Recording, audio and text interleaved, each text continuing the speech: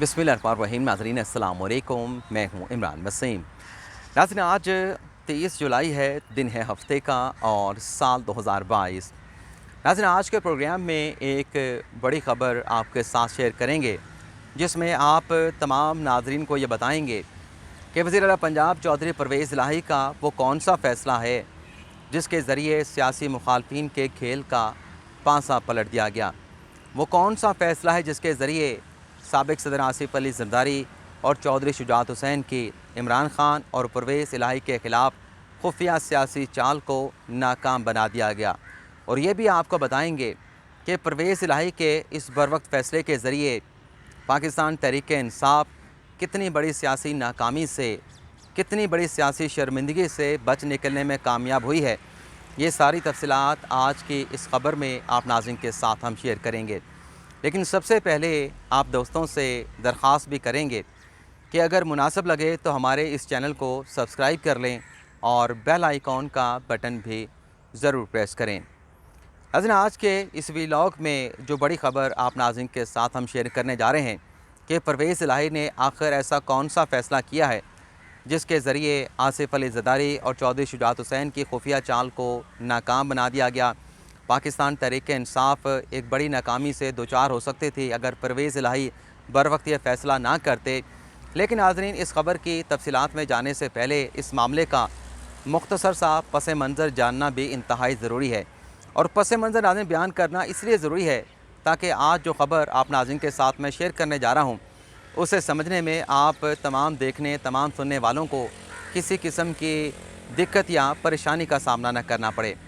तो नाज़रीन ख़बर का पस मंज़र ये है कि 2 रोज़ पहले लाहौर में काफ लीग के मरकज़ी मजलिस आमला का एक अहम तरीन इजलास होता है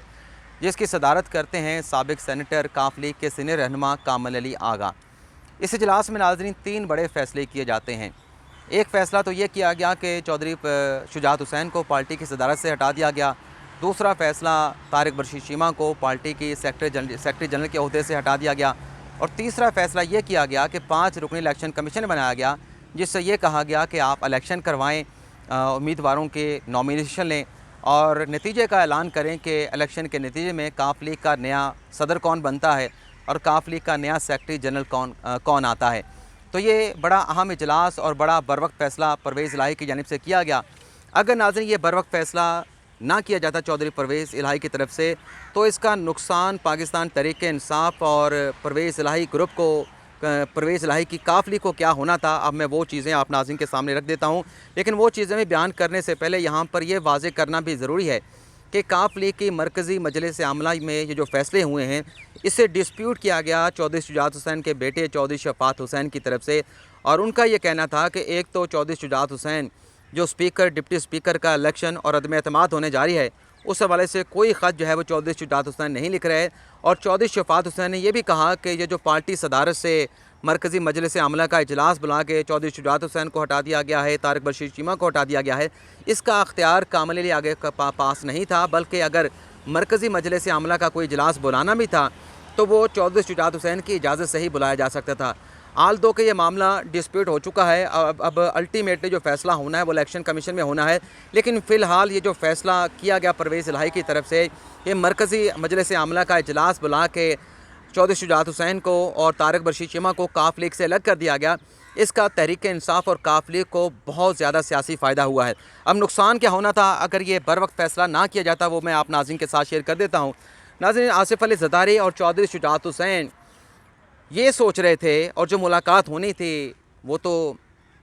अल्लाह की तरफ से हुआ कि आसिफ अली ज़रदारी दुबई में गए, वहाँ पे कोविड का शिकार हो गए। लेकिन अगर ऐसा ना होता तो आसिफ अली ज़रदारी ने वापस आना था और उन्होंने बड़ी अहम मुलाकात चौधरी शुजात हुसैन के साथ करनी थी। और हमें नाज़रीन ज़रा ये बता रहे थे कि हुक्मरान जो इत्तेहाद था पंजाब में, अभी तो मरकज़ में हुक्मरान इत्तेहाद मौजूद है, पंजाब में तो सूरत हाल तब्दील हो चुकी है। तो जो पंजाब में हुक्मरान इत्तेहाद था जिसमें नून लीग थी, पीपल्स पार्टी थी, चौधरी शुजात हुसैन का ग्रुप था, वो इस ऑप्शन के ऊपर गौर कर रहे थे कि क्यों ना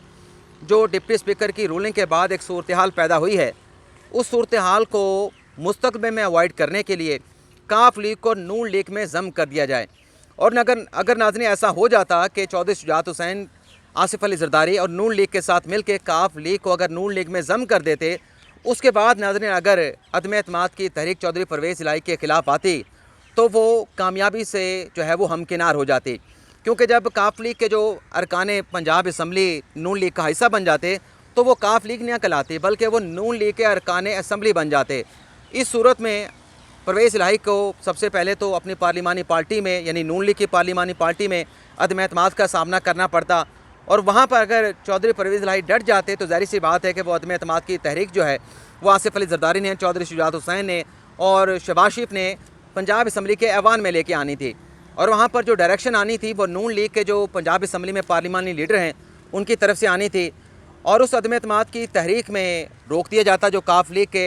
अरकान जिन्हें ज़म कर दिया जाना था नून लीग में कि आप परवेज़ इलाही को वोट ना करें, और अगर वो परवेज़ इलाही को वोट करते तो वो डिस्क्वालीफाई हो जाते। तो ये एक खुफिया ऑप्शन पर गौर किया जा रहा था, एक बड़ी सियासी चाल थी आसिफ अली जरदारी की, चौधरी शुजात हुसैन की और नून लीग की, और हमने आपके साथ प्रॉमिस किया था कि ये बड़ी ख़बर आपके साथ हम शेयर करेंगे।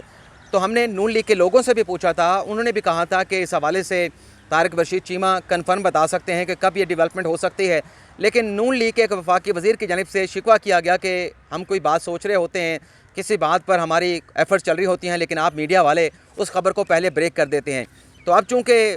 नून लीग के कुछ करने से पहले, आसिफ अली जरदारी की सियासी चाल को एग्जीक्यूट करने से पहले परवेज़ इलाही साहब ने गेम डाल दी है, और जो एक सियासी प्लान था, सियासी हिकमत अमली थी, वो नाकामी से दो चार हो गई है। तो वो जो प्लानिंग की जा रही थी कि काफ लीग को ज़म करके नून लीग में एक तो परवेज़ इलाही को पंजाब से हटाया जाएगा और मरकज़ में भी अपनी हुकूमत को जो है मजबूत बनाया जाएगा, तो ये सियासी चाल जो है वो नाकामी से दो चार हो गई। और अगर ये कामयाब होती तो फिर पाकिस्तान तहरीक इंसाफ को पंजाब और मरकज़ में जो कहा जा रहा है कि शहबाज शरीफ को सदर मुमलिकत के ज़रिए एतमाद का वोट लेने का कहा जाएगा, तो वहाँ पर तहरीक इंसाफ को, इमरान खान को सियासी तौर पर शर्मिंदगी और नाकामी का सामना करना पड़ता। लेकिन नाज़रीन, चौधरी परवेज़ इलाही के इस फैसले के बाद जो अपना तहरीक इंसाफ के चेयरमैन हैं साबिक़ वज़ीर-ए-आज़म इमरान खान, वो उनके सियासी तजर्बे के और सियासी बसीरत के जो है वो फ़ैन हो गए हैं और ख़ुशी से निहाल हैं कि बर वक्त जो है ये फ़ैसला करके काफ लीग से चौधरी शुजात हुसैन और तारिक रशीद चीमा को निकाल दिया गया, और इस तरह से एक बड़ा सियासी ऑप्शन जो हमारे ख़िलाफ़ इस्तेमाल होना था, सियासी चौल जो बनाई जा रही थी, उसे नाकामी से दो चार कर दिया गया। अब नाज़रीन, ये परवेज़ इलाही ने एक बड़ा एक सियासी जो है वो हिकमत अमली उन्होंने ली, एक फ़ैसला लिया। इससे पहले भी जब हमजा शहबाज शरीफ की वज़ारत आला का इलेक्शन तहरीक इंसाफ की जानिब से सुप्रीम कोर्ट में चैलेंज किया गया था, तो आपको याद होगा कि जिसमें सुप्रीम कोर्ट ने हुक्म दिया था तमाम फ़रीक़ैन से इत्तफ़ाक़ राय के साथ उनकी रज़ामंदी लेने के बाद कि 17 जुलाई को जो इलेक्शन होना है, 17 जुलाई के इलेक्शन के बाद पंजाब की वज़ारत आला का इलेक्शन होगा। उस रोज़ नाज़रीन मुझे अच्छी तरीके से याद है, जुम्मे के रोज़ जब सुप्रीम कोर्ट में समाअत हो रही थी तो बाबर वान जो तहरीक इंसाफ के वकील थे वो ये नहीं कह रहे थे कि 17 जुलाई तक मामला जाए और 17 जुलाई तक जो हमजा शहबाज शरीफ हैं पंजाब के वज़ीर आला रहें, वो अदालत से ये दरख्वास्त कर रहे थे कि फ़ौरी तौर पर हमजा शहबाज शरीफ को हटा दिया जाए, चाहे कल वज़ारत आला का आप इलेक्शन करा दें, हमें इस पर कोई एतराज़ नहीं। लेकिन परवेज़ इलाही ये कह रहे थे कि 17 जुलाई तक अगर मामला चला जाए तो ये ज़्यादा बेहतर रहेगा, 25 वोट और आ जाएंगे, 5 वोट हमारी मखसूस नशिस्तों पे आ जाएंगे और 20 लोग जो है वो ज़िमनी इलेक्शन में कामयाब होकर सामने आ जाएंगे, पता चल पाएगा कि इस पार्टी की कितनी स्ट्रॉन्ग पोजीशन है। तो परवेज़ इलाही साहब ने यह स्टांस सुप्रीम कोर्ट के 3 रुकनी बेंच के सामने रखा कि अगर अदालत मुनासिब समझे और इसी पर कंसेंट हमजा शहबाज शरीफ ने दे दी तो 17 जुलाई के बाद वज़ारत आला का इलेक्शन कराया जाए, तो मैदान में जिसके नंबर ज़्यादा होंगे वो पंजाब का वज़ीर आला बन जाएगा। तो ये परवेज़ इलाही की बसीरत थी, परवेज़ इलाही का सियासी फ़ैसला था, और उसी सियासी फ़ैसले के नतीजे में हमने देखा कि अब पंजाब के वज़ीर आला जो हैं वो हमजा शहबाज शरीफ खो बैठे हैं ये ओहदा, और परवेज़ इलाही पंजाब के वज़ीर आला बन चुके हैं। और नाज़रीन, इस दूसरे फ़ैसले से जो शुजात हुसैन को ओहदे से हटाया गया है और तारिक रशीद चीमा को ओहदे से हटा दिया गया है, इसका आगे चल के पाकिस्तान तहरीक इंसाफ को क्या फ़ायदा होगा वो भी एक मंजरनामा आपके साथ हम शेयर कर देते हैं। अगर नाज़रीन इस मौजूदा हालात में सदर मुमलिकत जो है शहबाज शरीफ को अदम एतमाद का वोट लेने का कहते हैं, आल दो को थोड़ी सी सूरत हाल में एक तब्दीली भी आई है, तो उसमें नाज़रीन ये होगा कि अब जो तारिक रशीद चीमा हैं और जो चौधरी सालिक हुसैन हैं, चौधरी शुजात हुसैन के बेटे, उन्हें भी एतमाद का वोट चौधरी शहबाज शरीफ को देने में कुछ सोच समझ के फ़ैसला करना पड़ेगा। इस वक्त नाज़रीन सूरत हाल ये है कि अगर शहबाज शरीफ के खिलाफ अदम एतमाद की तहरीक या फिर सदर मुमलिकत उन्हें एतमाद का वोट लेने का कहते हैं, अदम एतमाद तो आ नहीं सकती, नंबर तो पूरे नहीं हैं अभी इस वक्त PTI के पास, क्योंकि 11 जो लोग हैं उनके रेजिग्नेशन एक्सेप्ट कर लिए गए हैं। रेजिग्नेशन जो एक्सेप्ट किए हैं उस हवाले से भी एक कहानी और है, एक खबर और है, वो भी आगे चल के आपके साथ हम शेयर करेंगे। लेकिन अगर एतमाद का वोट लेने का कहा जाता है तो नाज़रीन काफ लीग की इस वक्त कौमी असम्बली में सूरत हाल ये है कि चौधरी सालिक हुसैन काफ लीग के मेंबर